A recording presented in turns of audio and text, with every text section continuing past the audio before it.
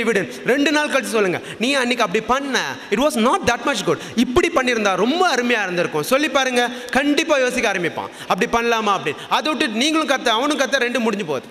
வீட்டில் எப்படி husband and wife சண்டை போட்டு 2 பேர் கத்துறாங்க, அன்னையோட நைட்டோட முடிஞ்சு போகுது, அடுத்த நாள் வேறு வேறு வேலையை பாட்டு போயிட்டு இருக்காங்க. அந்த விஷயம் அப்படியே இருக்குதோ அதே மாதிரி தான்.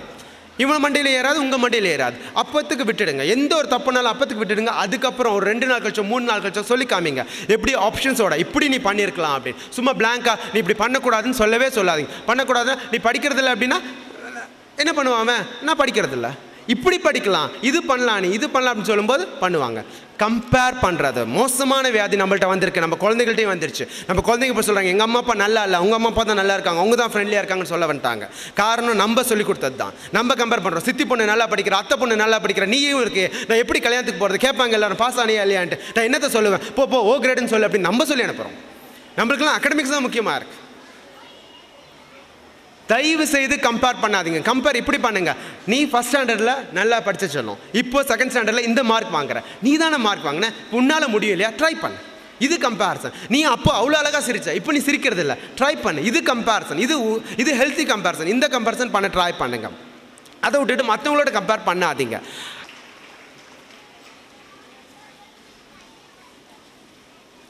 பெட் வெட்டிங் இருக்குது அப்படின்னா அதெல்லாமே இந்த வயசுலேயே குறைக்க ட்ரை பண்ணுங்க. பெட் வெட்டிங்க்கு டாக்டர் அதாவது ரொம்ப கன்யூஸாக போயிட்டே இருக்குது அப்படின்னா ஃபஸ்ட்டு வந்து நைட்டு தண்ணி குடிக்காமல் படிக்க வைங்க. அந்த மாதிரி ட்ரை பண்ணி பாருங்கள். அவனே சொல்லிட்டு படுக்க சொல்லுங்கள், நான் இன்றைக்கி எதுவுமே பண்ண மாட்டேன், பெட்டில் வெட் பண்ண மாட்டேன்னு சொல்லிட்டு படுக்க சொல்லுங்கள். இதெல்லாம் முடியல அப்படின்னா ஒரு டாக்டரை கண்டிப்பாக பாருங்கள். ஒரு செகண்ட் ஸ்டாண்டர்ட் தேர்ட் ஸ்டாண்டர்ட் மேலே பெட் வெட்டிங் கண்ட்ரோல் ஆச்சு, அப்படி கண்ட்ரோல் ஆகலை அப்படின்னா அது ப்ராப்ளமில் கொண்டு போய் விடும். டெம்பர் டான்ட்ரம்ஸ், அதிகமாக கோவம் வருது என் குழந்தைக்கு, சும்மா எடுத்ததெல்லாம் கீழே போட்டு உடைக்கிறா, திட்டுறா, எரிஞ்செறிஞ்சு விழுகிறா அப்படின்னா இது 3rd and 4th ஸ்டாண்டர்டில் இருந்துச்சு அப்படின்னா டிரான்சிஷன் ஸ்டேஜாக இருக்கும். அதனால ஒரு பெரிய பயப்படுற அளவுக்கு இல்லை. அந்த ஃபஸ்ட் ஸ்டாண்டர்ட் செகண்ட் ஸ்டாண்டர்ட்லாம் இருந்துச்சு அப்படின்னா கொஞ்சம் அது கான்சன்ட்ரேட் பண்ணுங்கள். அதுக்கு நிறைய பேசுங்க. இந்த வயசில் நீங்கள் நிறைய கதை புக்கு வாங்கி படித்து நிறைய கதைகளை சொல்லுங்கள். நிறைய கதைகள் சொல்லுங்கள். அப்பா உட்காந்து பேசணும், அம்மா உட்காந்து பேசணும், பேசிட்டே இருங்க. அந்த கதைகள் தான் உங்களை வளர்க்கும். நீங்கள் சும்மா அட்வைஸ் பண்ணிங்கன்னா அதை கேட்கவே மாட்டாங்க. நெக்ஸ்ட் இன்னொன்று அடமன்சி. எல்லாமே வாழ்க்கை போக்கில் மாறிடும், மாற்றிடலாம். அடமன்சி பிடிவாதத்தை மட்டும் என்றைக்குமே மாற்ற முடியாது. பிடிவாதத்தினால லைஃப்பும் சக்ஸஸ்ஃபுல்லாக இருக்காது. பிடிவாதம் இருந்துச்சுன்னா அதுக்கு தீனி போடாதீங்க. என் குழந்தை ரோட்லேயே உட்காந்து அழுவும், ஏதாச்சும் வாங்கி தரல அப்படின்னா அழுட்டும், ரோட்லேயே உட்காரட்டும், நீங்கள் வாட்டிக்கு நடந்துகிட்டே இருங்க. என் குழந்தை 2 நாள் சாப்பிடாது, சாப்பிடாட்டி பரவாயில்ல, விட்டுடுங்க. அடமன்ஸுக்கு தீனி போட்டிங்க அப்படின்னா நாளைக்கு நீங்கள் தான் கஷ்டப்படணும். ஏன்னா இன்றைக்கி ஃபேமிலி சர்க்கிளில் வாழ்கிறாங்க, எல்லாமே கேட்டால் கிடைக்கும் அப்படின்னு ஆயிடுது. நாளைக்கு காலேஜ் போகிறாங்க, அங்கேயும் எல்லாமே கேட்டால் கிடைக்கும்னு ஆகும், அங்கேயும் சக்ஸஸ்ஃபுல்லாக இருக்க முடியாது. வேலைக்கு போகிறாங்க, அங்கேயும் எல்லாம் கேட்டால் கிடைக்கும் அப்படின்னு நினைப்பாங்க, அங்கேயும் சக்ஸஸ்ஃபுல்லாக ஆக முடியாது. நிறைய தோல்விகளை சந்திச்சு அதுக்கப்புறம் அந்த அடமன்ஸை அவங்க மாற்றிக்கணும்னு நினைப்பாங்க. அது ரொம்ப காலம். அதுக்கு இப்போ இருந்து அடமன்ஸுக்கு மட்டும் எந்த பாவம் பரிசாதம் எதுவுமே பார்க்காதீங்க. அடமன்ஸ் இருந்துச்சுன்னா உடனே கிள்ளி எறிய பாருங்க.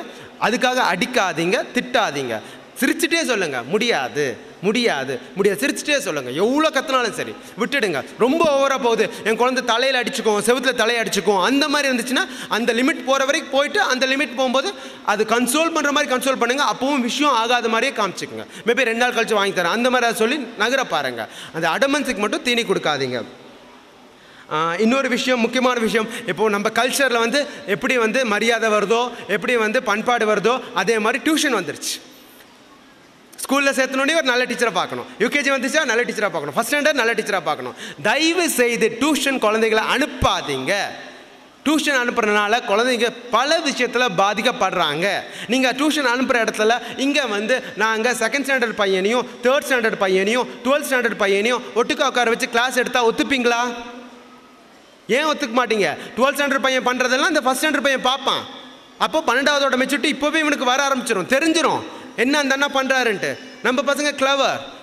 அதே மாதிரி தான் டியூஷனில் நடக்கிறது. ஒரு 4th ஸ்டாண்டர்ட் பையனும் ஃபஸ்ட் ஸ்டாண்டர்ட் பையன் உட்காந்து அந்த 4th ஸ்டாண்டர்ட் பையன் என்ன பண்ணுறானோ அது ஃபஸ்ட் ஸ்டாண்டர்ட் பையன் பார்ப்பான். இதுக்கு ஒரு இன்சிடென்ட் 3rd ஸ்டாண்டர்டில் ஒரு இன்சிடென்ட் நடந்துச்சு. ஒரு பையன் அழகாக ஹிந்தி எக்ஸாமுக்கு பிட் எழுதிட்டு வந்திருக்கான். எப்படி அப்படின்னா இத்தினோண்டு பிட்டு, இத்தினோண்டு புக்கு, நிறைய பேப்பர் ஸ்டாப்பிள் பண்ணியிருக்கான், நிறைய பேப்பர், எல்லாத்துலேயுமே ஆன்சர் இருக்குது.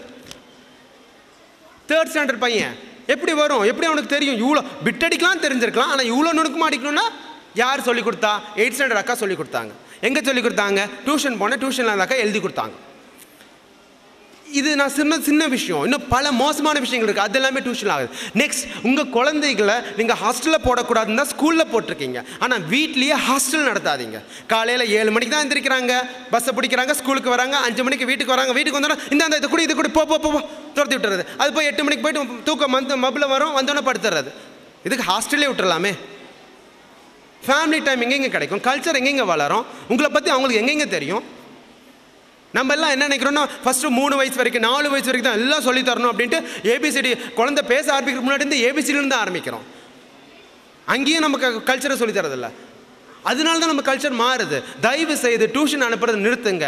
டியூஷனால் எந்த அட்வான்டேஜ் இல்லை. டியூஷனால் எந்த குழந்தையும் 10% மார்க்குக்கு மேலே எடுக்க போகிறது கிடையாது. 60% எடுத்தால் அந்த குழந்தை 60% தான். எல்கேஜியில் 60%, யூகேஜியில் 60%, ஃபஸ்ட் ஸ்டாண்டர்ட் செகண்ட் ஸ்டாண்டர்ட் எல்லாத்துலையும் 60% அப்படின்னா அதோட எபிலிட்டி 60% தான். 70% ஆக்க முயற்சி பண்ணலாம், அவ்வளோதான். 90% 100% வாங்க போகிறது கிடையாது. அதுக்குன்னு மற்ற ஆக்டிவிட்டிஸ் இல்லைன்னு இல்லை. மற்ற ஆக்டிவிட்டிஸ் எல்லாமே என்கரேஜ் பண்ணுங்கள், அகடமிக்ஸ் வளரும்.